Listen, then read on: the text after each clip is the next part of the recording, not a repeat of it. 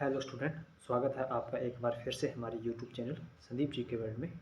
तो आज हम कवर करेंगे जीके जीएस के साइंस के top 30 most important question cover. तो सेशन के साथ अंत तक जरूर जुड़े रहिए तथा अपनी तैयारी को और बेहतर व मजबूत करिए। तो चलिए स्टार्ट करते हैं आज का हमारा सेशन। फर्स्ट प्रश्न है, गोमतेश्वर बाहुबली जैन धर्म के प्रथम तीर्थंकर ऋषभदेव के पुत्र की विशाल प्रतिमा किसने बनवाई? तो राइट आंसर हो जाएगा ऑप्शन नंबर बी। इस क्वेश्चन का एकदम से राइट आंसर हो जाएगा। यह गंग शासक रचमल चतुर्थ का मंत्री था। इसने कर्नाटक के अंदर गोमतेश्वर बाहुबली नामक एक विशाल प्रतिमा बनाई। यह प्रतिमा है वो ऋषभदेव जो कि जैन धर्म के प्रथम तीर्थंकर थे, उनके पुत्र की है। तो राइट आंसर हो जाएगा हमारा बी। नेक्स्ट क्वेश्चन है, कोणार्क के सूर्य मंदिर का निर्माण किसने करवाया था? तो कोणार्क के जो सूर्य मंदिर का निर्माण है वो नरसिंह देव ने करवाया था। राइट आंसर हो गया हमारा ऑप्शन नंबर डी इस क्वेश्चन का। इन्होंने नरसिंह देव ने जो ये है तुगलक तुगान खान, इनको हराकर है वो कोणार्क का सूर्य मंदिर 1250 ईस्वी में बनाया था। यह बंगाल का शासक था।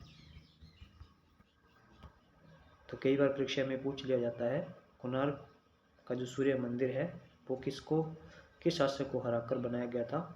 तो तुगलक तुगान खान को हराकर बनाया गया था। राइट आंसर हो जाएगा हमारा इस क्वेश्चन का डी। नेक्स्ट क्वेश्चन है, इंग्लिश चैनल व उत्तरी सागर को जोड़ने वाली जल संधि कौन सी है? तो इंग्लिश चैनल व उत्तरी सागर को डोबर जल संधि के द्वारा जोड़ा जाता है। राइट आंसर है हमारा ए। जबकि जिब्राल्टर जो संधि है वो स्पेन व मोरक्को को जोड़ती है, स्पेन मोरक्को को। और जो बेरिंग जल संधि है वो अटलांटिक सागर को भूमध्य सागर से जोड़ती है। बेरिंग संधि है वो अटलांटिक को नहीं जोड़ती है। ये उत्तरी प्रशांत महासागर को आर्कटिक महासागर के साथ जोड़ती है। और जो हॉर्मूज जल संधि है यह फारस की खाड़ी को ओमान की खाड़ी के साथ जोड़ती है। नेक्स्ट क्वेश्चन है, मानक समय रेखा निम्न में से किस राज्य से होकर नहीं गुजरती है? तो यह 5 राज्यों से होकर गुजरती है, जो कि है उत्तर प्रदेश, मध्य प्रदेश, छत्तीसगढ़, उड़ीसा और आंध्र प्रदेश। तो इसके अंदर हमारा राइट ऑप्शन हो जाएगा डी। झारखंड में यह नहीं गुजरती है। मानक समय रेखा है वो 82.5 डिग्री लिए हुए उत्तर प्रदेश के जो प्रयागराज है उसके सेंटर से गुजरती है। तो हमारा राइट आंसर हो जाएगा ऑप्शन नंबर डी। नेक्स्ट है, भारत का सबसे ऊंचा पठार कौन सा है? तो भारत का सबसे ऊंचा पठार है वो है ऑप्शन नंबर सी, लद्दाख। जबकि विश्व का छत है वो पामीर के पठार के लिए कहा जाता है। यह भी आपको इसके साथ में नोट करना है। नेक्स्ट क्वेश्चन है, प्रबाल भित्ति से निर्मित द्वीप कौन सा है? तो प्रबाल भित्ति से जो निर्मित द्वीप है वो हो जाएगा हमारा राइट आंसर अंडमान द्वीप, option number B. Next question, Congress व मुस्लिम लीग का लखनऊ में एक ही समय में अधिवेशन कब हुआ था? तो यह अधिवेशन होता है 1916 के अंदर। राइट ऑप्शन है हमारा सी इस क्वेश्चन का एकदम से राइट आंसर। नेक्स्ट है, रकत में बिलीरुबिन की मात्रा बढ़ने पर रोग हो जाता है। तो यह पीलिया रोग हो जाता है। राइट आंसर हो गया हमारा सी। नेक्स्ट क्वेश्चन, शरीर में रकत का संग्रहण होता है। राइट आंसर हो जाएगा पलिया, ऑप्शन नंबर बी। जबकि अस्थि मज्जा है इसमें रकत का निर्माण होता है। तो कई बार परीक्षा में पूछ लिया जाता है रकत का निर्माण कहाँ होता है? तो अस्थि मज्जा या बोन मैरो इसे कहा जाता है, इसके अंदर निर्माण होता है। नेक्स्ट है, ज्ञानपीठ पुरस्कार से सम्मानित प्रथम व्यक्ति थे।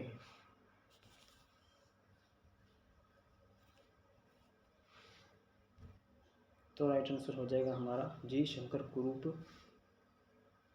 यह मलयालम ग्रंथ के लिए उन्हें 1965 के अंदर जो ज्ञानपीठ पुरस्कार है वो दिया जाता है। तो राइट आंसर हो गया हमारा ऑप्शन नंबर सी। इन्हें 2023 में दिया जाता है,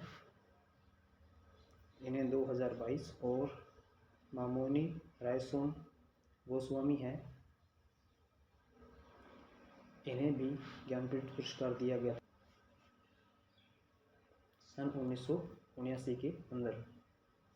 तो हमारा इस क्वेश्चन का राइट आंसर हो जाएगा ऑप्शन नंबर सी। नेक्स्ट है, विश्व पृथ्वी दिवस किस दिन मनाया जाता है?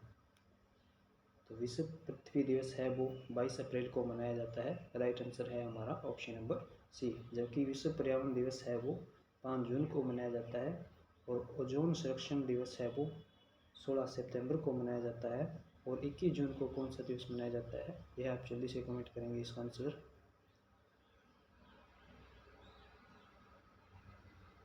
तो 21 जून को मनाया जाता है विश्व योग दिवस।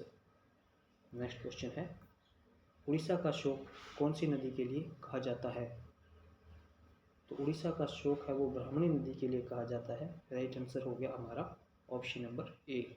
जबकि ब्रह्मपुत्र नदी है वो असम का शोक कहा जाता है, और दामोदर नदी है इसे पश्चिम बंगाल का शोक कहा जाता है। नेक्स्ट क्वेश्चन है, इंदिरा पॉइंट का पूर्व नाम क्या था?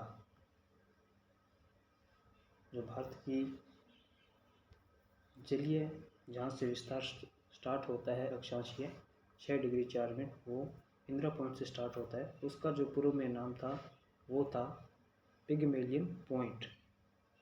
ऑप्शन नंबर बी इस क्वेश्चन का एकदम से राइट आंसर है। इसको 10 अक्टूबर 1986 के अंदर इसका नाम 85 के अंदर इसका जो नाम है वो चेंज कर इंदिरा पॉइंट कर दिया गया था। तो हमारा इस क्वेश्चन का राइट आंसर हो जाएगा option number B Pygmalion point. और यह 26 दिसंबर 2004 को समुद्र में सुनामी के कारण डूब गया था 2004 के अंदर।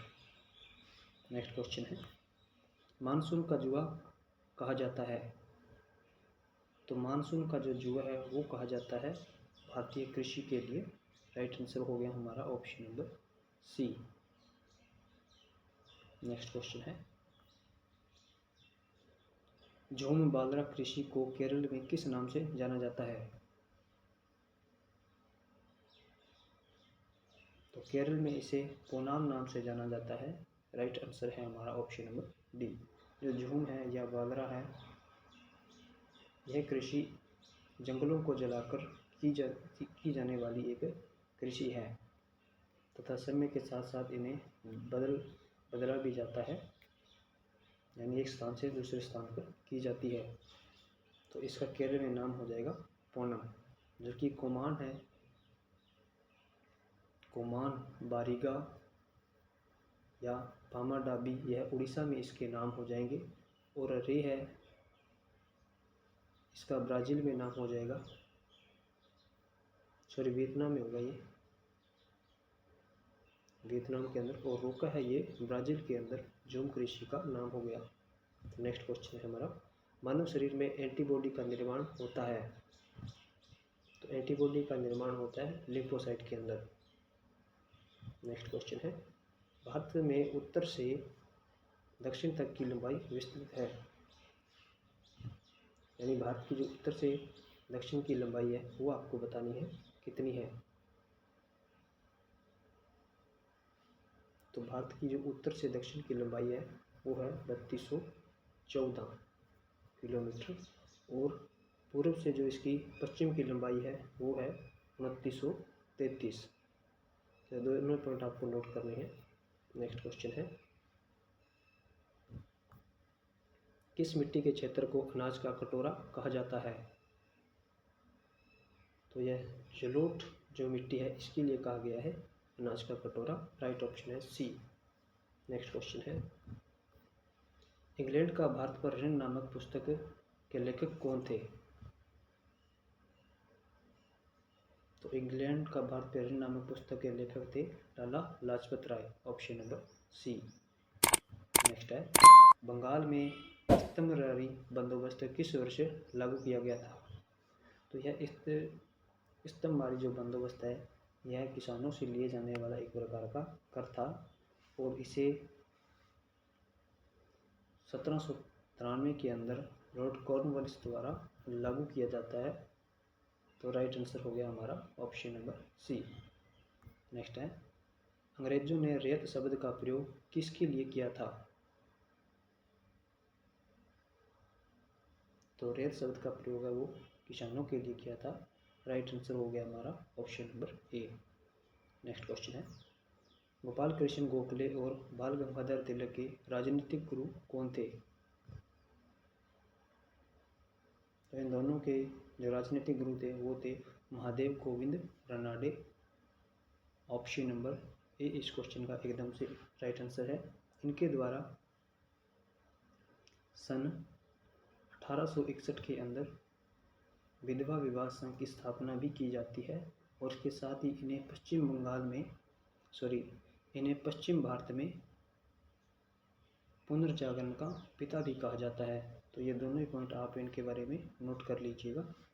जबकि चित्तरंजन दास है, इन्हें सुभाष चंद्र बोस का राजनीतिक गुरु कहा जाता है। नेक्स्ट क्वेश्चन है, नेपाल में ललित नामक नगर की स्थापना किसके द्वारा की जाती है? तो यह अशोक के द्वारा की जाती है। राइट आंसर हो गया हमारा option number C. Next question है, राजस्व निर्धारण की उचित प्रणाली कनकुत किसके समय में थी?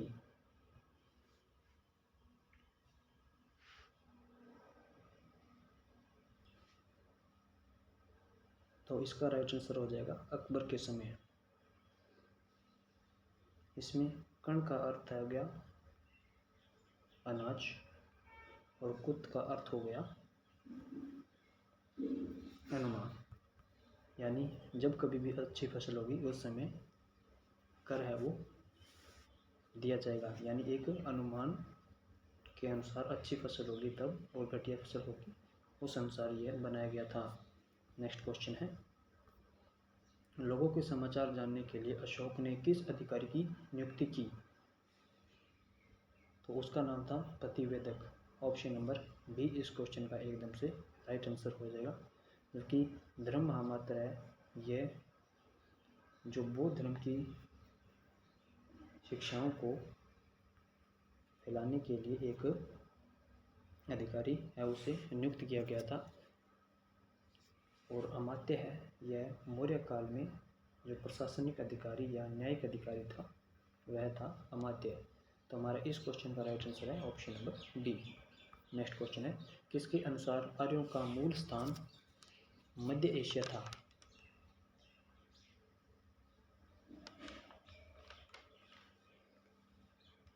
तो इसका राइट आंसर हो जाएगा प्रोफेसर मैक्स मुलर के अनुसार है जो आर्यों का मूल स्थान था वो था मध्य एशिया। जबकि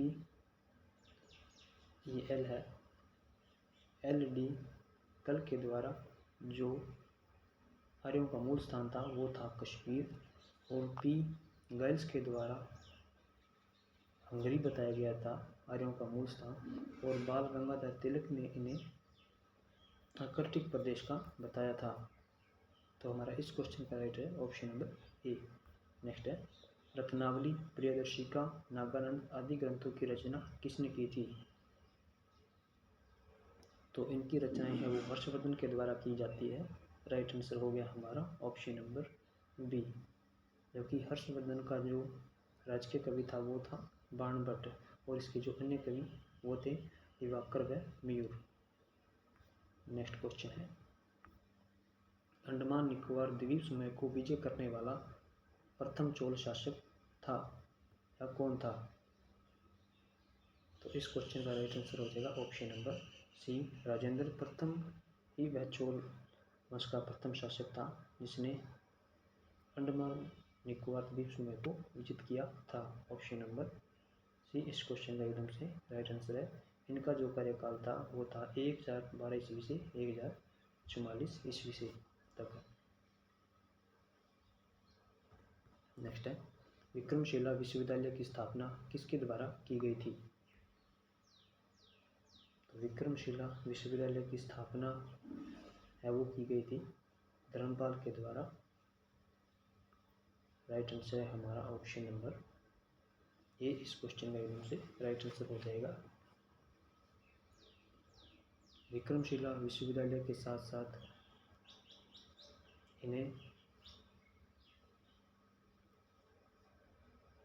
जो नालंदा विश्वविद्यालय है उसका भी पुनर्निर्माण करवाया था।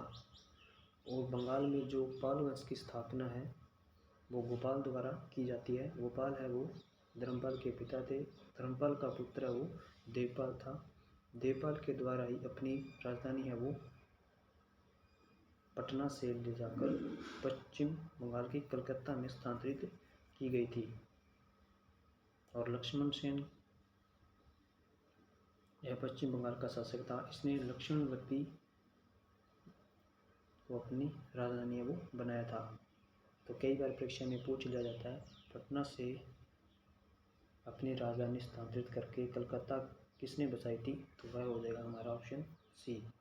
नेक्स्ट है, महामना उपनाम से किसे जाना जाता है? तो महामना उपनाम से जाना जाता है मदन मोहन मालवीय जी को। राइट आंसर होगा हमारा ऑप्शन नंबर ए। जबकि रविंद्रनाथ टैगोर है इनका उपनाम है वो है गुरुदेव। और मदर टेरेसा को निर्मल हृदय उपनाम से जाना जाता है। और सरदार वल्लभ भाई पटेल को भारत का बिस्मार्क उपनाम से भी जाना जाता है या लोहे पुरुष के नाम से भी जाना जाता है। तो आज के सेशन में इतने ही क्वेश्चन। अगर आपको सेशन पसंद आया तो इसे लाइक जरूर करिए तथा चैनल को सब्सक्राइब करिए ताकि हम आपको इसी प्रकार का कंटेंट उपलब्ध कराते रहें। मिलते हैं नेक्स्ट वीडियो के अंदर।